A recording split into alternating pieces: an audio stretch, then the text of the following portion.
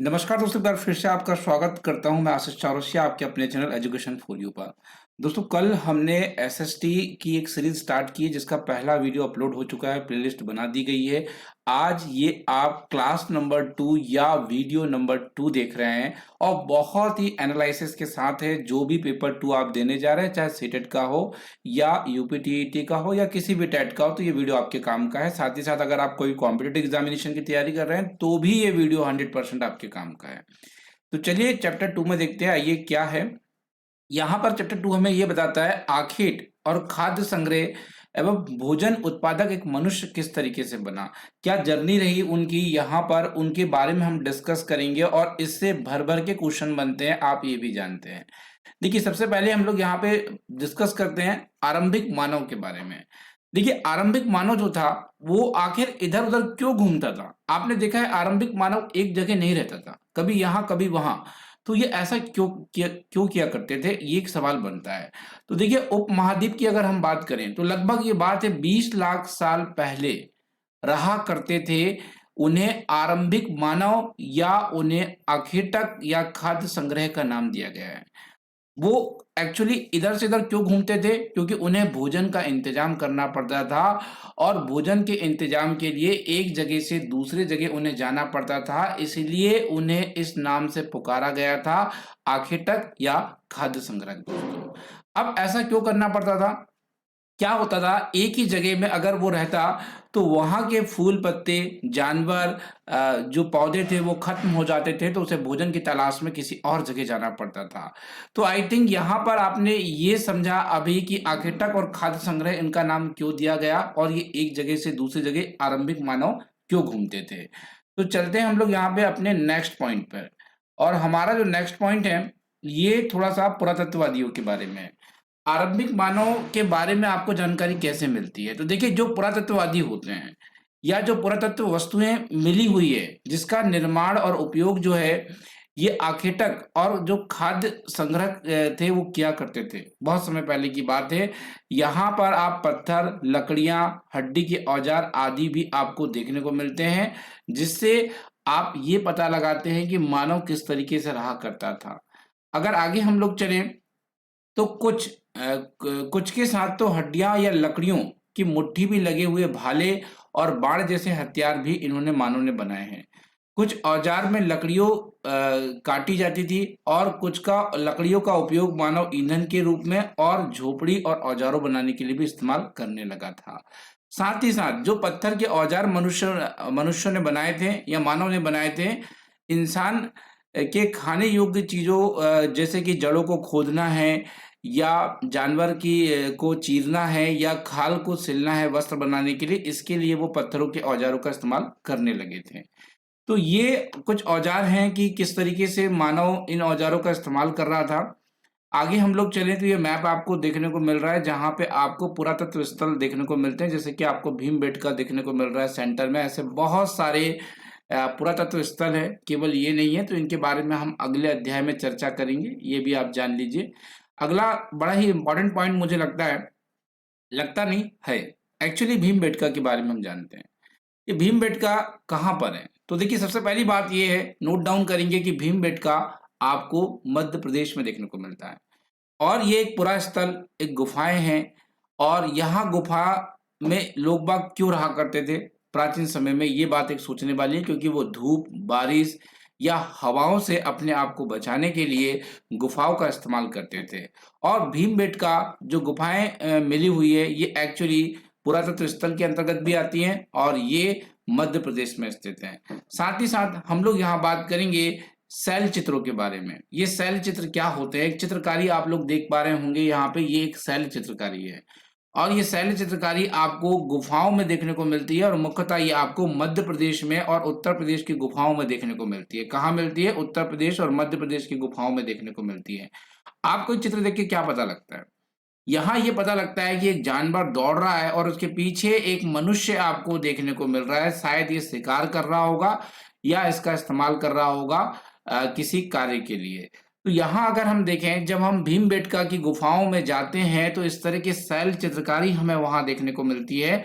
और ये शैल चित्रकारी जो है ये मध्य प्रदेश और दक्षिण में अगर आप बात करेंगे तो उत्तर प्रदेश की गुफाओं में आपको देखने को मिलती है, जहां पे जंगली जानवरों को बड़ी कुशलताओं के साथ उनका एक सजीव चित्रण किया गया है इन गुफाओं में दोस्तों। ये गुफाओं शैल चित्रकारी के लिए बहुत ही प्रसिद्ध है, भीमबेटका की गुफाएं। तो ये चीजें आपको जानने को आज मिली कि भीमबेटका कहाँ है, भीमबेटका क्या है, शैल चित्रकारी क्या होती है और कहाँ पे ये की गई है। तो ये शैल चित्रकारी आपको देखने को मिलती है। चित्रकारी आप लोग देख सकते हैं, इमेजेस में भी आपको यहाँ पर देखने को मिल जाएगी। दोस्तों देखिए, ये एनसीईआरटी सीरीज की एक बहुत अच्छी बात मैं आपको बताता हूँ।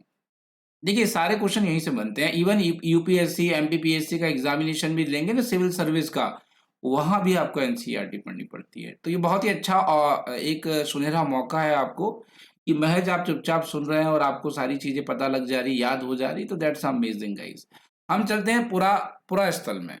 अब पुरा स्थल किसे कहा जाता है? तो देखिए, पुरा स्थल वह स्थान होता है जहां कुछ पुरानी चीजें मिलती हैं, जैसे औजार, जैसे बर्तन, जैसे इमारत या कोई वस्तु, जिसके माध्यम से हम वो चीज याद करते हैं कि उस काल के लोग किस तरीके से रहा करते थे। तो ऐसे स्थलों को पुरा स्थल कहते हैं। तो मेरे हिसाब से आपको ये भी समझ में आ गया कि पुरा स्थल क्या होता है। अब कई बार एक क्वेश्चन पूछा गया आपसे कि आग की खोज या आग की राख जो है ये कहां पर प्राप्त हुई है। तो देखिए, जो राख के अवशेष मिले हैं, ध्यान दीजिएगा, जो राख के अवशेष आपको प्राप्त हुए हैं ये कुरनूल की गुफाओं में हुए हैं। कहाँ हुए हैं? कुरनूल की गुफाओं में हुए हैं। इसका मतलब ये होता है कि आरंभिक लोग ने आग जलाना सीख लिया था, तभी तो राख के अवशेष मिले हैं। और कुरनूल गुफाओं में मिले हुए हैं। तो आग का इस्तेमाल कई कार्यों के लिए मनुष्य करने लगा था, जैसे कि प्रकाश के लिए, मतलब लाइट के लिए रात में, साथ ही साथ मांस को भुनने के लिए, खतरनाक जानवरों को अपने आप से दूर करने के लिए, इन सभी कार्यों के लिए आग का इस्तेमाल किया जाने लगा था। तो ये चीजें भी आपको याद रखना है, काफी महत्वपूर्ण क्वेश्चन। आगे चलते हैं। ये थोड़ा सा बड़ा टॉपिक रहेगा, हालांकि पुरातत्व स्थलों के बारे में ये क्वेश्चन है, तो मैं चाहूंगा कि आप इसे बहुत ध्यान से देखें और बहुत ध्यान से सुने। देखिए, अभी तक काल के बारे में आपने बहुत कुछ पढ़ा होगा और पुरातत्ववादी ने इसे बड़े बड़े नाम दिए हैं। हम बात करेंगे पहले आरंभिक काल की। आरंभिक काल आपको आई थिंक विजिबिलिटीज आ रही होगी। आरंभिक काल, तो आरंभिक काल को हम लोग नहीं, यहाँ पे कालवादी लोग पुरापाषाण काल के नाम से जानते हैं। कौन से काल के नाम से जानते हैं? पुरापाषाण काल के नाम से जानते हैं। अब पुरापाषाण काल जो है ये दो शब्दों से मिलकर बना हुआ है। एक पुरा यानी प्राचीन, पुरा का मतलब होता है प्राचीन और पाषाण का अर्थ होता है पत्थर का बना हुआ, मतलब पत्थरों का सबसे ज्यादा इस्तेमाल इस काल में आपको देखने को मिलता है। अगर आप औजार कहिए, बर्तन कहिए, कुछ भी चीज कहिए, पेंटिंग कहिए, तो वहां पत्थरों का, औजारों को बहुत ज्यादा महत्व इसमें दिया गया है, इसलिए इसका नाम पुरापाषाण काल रखा गया है। और पुरा का अर्थ हुआ प्राचीन और यानी का अर्थ हुआ सॉरी पाषाण का काल हुआ, पाषाण का अर्थ हुआ पत्थर। ये चीजें आपको याद रखना है। अब देखिए, पुरापाषाण काल जो होता है ये 20 लाख साल पहले की बात है। 20 लाख साल पहले से 12,000 साल पहले के दौरान में ये काल माना जाता है। ये काल को 3 भागों में बांट दिया गया है। कितने भागों में बांट दिया गया है इस काल को? इस काल को 3 भागों में डिवाइड किया गया है दोस्तों। ये चीजें आप लोग याद रखेंगे, 3 भागों में डिवाइड किया गया है इस काल को। अब ये भाग कौन कौन से ये देखते हैं हम लोग, चलिए आइए। अगर इस भागों के बारे में बात करेंगे तो आरंभिक, मध्य और उत्तर, ये 3 कालों में डिवाइड किया गया है। एक तो आरंभिक पुरापाषाण काल, मध्य पुरापाषाण काल और एक उत्तर पुरापाषाण काल। अगर हम मानव इतिहास के बारे में बात करें, अगर आप मानव इतिहास को जानना चाहते हैं तो 99% पूरा मानव का इतिहास इसी काल में हुआ है, पुरापाषाण काल में। इसलिए बहुत बड़ा है, इसलिए इसे 3 भागों में विभाजित किया गया है, आरंभिक, मध्य और उत्तर। बात समझ में आ रही है? यहाँ आगे हम चलते हैं। इस काल में पर्यावरण बदलाव बहुत ज्यादा देखने को मिले। अब देखिए, यहाँ पे याद रखिएगा, एक क्वेश्चन बनता है कि जिस काल में पर्यावरण बदलाव बहुत ज्यादा देखने को मिले, तो देखिए उसे हम लोग कहते हैं मेसोलिथ। क्या कहा जाता है उसे? मेसोलिथ कहा जाता है। क्या कहा जाता है दोस्तों? मेसोलिथ कहा जाता है। ये चीजें आपको याद रखना है। मेसोलिथ, मेसोलिथ का अर्थ होता है मध्य पाषाण युग। क्या होता है? मेसोलिथ का मध्य पाषाण युग होता है और इसका समय जो माना जाता है वो लगभग 12,000 साल पहले से लेकर 10,000 साल तक ये माना जाता है। इस काल के पोषण औजार आमतौर पर बहुत ही छोटे थे।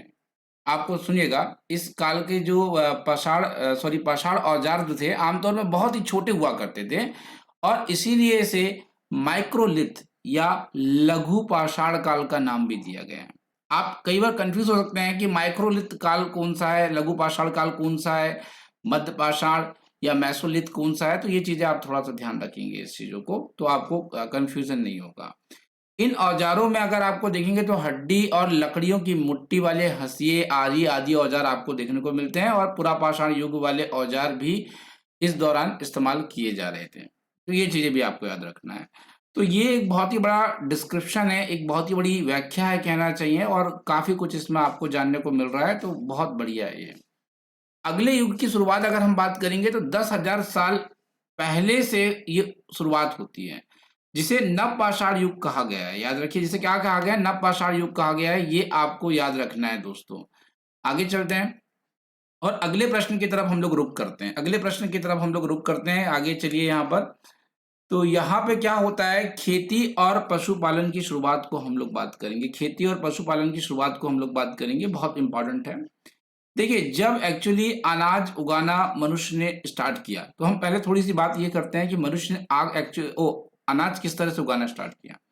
देखिए क्या हुआ था, बहुत सारे ऐसे महाद्वीप थे जहाँ भिन्न भिन्न इलाकों में गेहूं, जौ, धान जैसे अनाज जो थे ना प्राकृतिक रूप से उग रहे थे, मतलब खुद ब खुद उग रहे थे। गेहूं, जौ, धान ये खुद ब खुद उग रहे थे, और यहाँ की महिलाएं, पुरुष, बच्चे ने इन अनाजों को भोजन के लिए बटोरना चालू किया।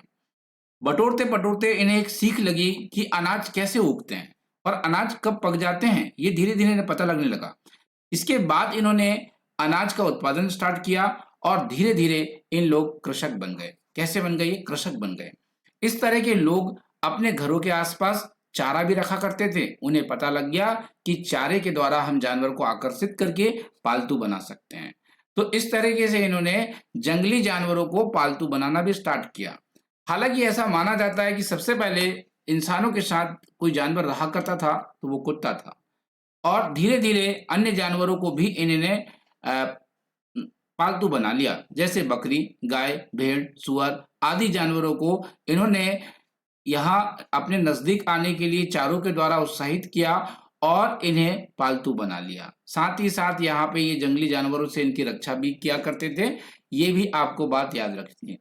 आगे चलते हैं, बसने की प्रक्रिया क्या होती है। देखिए, अगर आपसे हम बात करें जैसे कि बसने की प्रक्रिया का नाम है कि भाई आप एक बार बसावट में आ गए, जैसे भी आप बसे हुए हैं अपनी कॉलोनियों में, तो कुछ उस तरीके से। तो यहाँ एक जगह इन्होंने पौधे उगा लिया, फसल उगा लिया, जानवरों की देखभाल कर ली, जानवर अपनी जरूरतों के लिए रख लिया। तो इस तरीके से बसने की प्रक्रियाएं जो थी वो स्टार्ट हो गई, वो प्रारंभ हो गई। ये चीजें आपको याद रखना है दोस्तों। आगे चलते हैं, यहाँ पर जो है बसने की प्रक्रिया पूरी दुनिया में धीरे धीरे चलती रही। तकरीबन 12,000 साल पहले ये शुरू हुई थी। वास्तव में आज हम जो भोजन करते हैं इसे बसाने की प्रक्रिया की वजह से ही है, और कृषि के लिए अपनाई गई सबसे प्राचीन जो फसल रही है वो गेहूं और जौ रही है। याद रखिएगा, कई बार ये बहुत बड़ा कंफ्यूजन क्रिएट करता है कि गेहूं और जौ, जौ या गेहूं। तो देखिए, गेहूं और जौ दोनों ही प्रारंभिक फसल रही है, ये आपको याद रखना है। और जो पालतू बनाए गए जानवर हैं उसमें सबसे प्रथम कुत्ता है, और कुत्ते के पश्चात आपकी भेड़ बकरियां हैं, फिर गाय है, फिर भैंस है, फिर इस तरीके से जो सीक्वेंस है वो चलता रहा है, वो आज तक रुक नहीं पाया। आगे चलते हैं और देखते हैं इस चैप्टर में क्या है जो आपको बताना चाहिए, मुझे ऐसा लगता है। अब देखिए, खाद्य भंडारण के बारे में थोड़ी सी बात करते हैं। तो इसमें एक्चुअली जो जानवर बच्चे देते थे उनकी संख्या बढ़ने लगी, ग्रुपों की संख्या बढ़ने लगी। इससे फिर धीरे धीरे इन्हें दूध प्राप्त होने लगा, भोजन प्राप्त होने लगा, मांस आदि प्राप्त होने लगा। तो पशुपालन एक प्रकार से ये भंडारण करने लगे। एक प्रकार से पशुपालन इनका एक उद्योग जैसा बनता चला गया, ये हम लोग कह सकते हैं। आगे अगर हम लोग यहाँ पे बात करें, अगले प्रश्न की तरफ लेकर चलते हैं।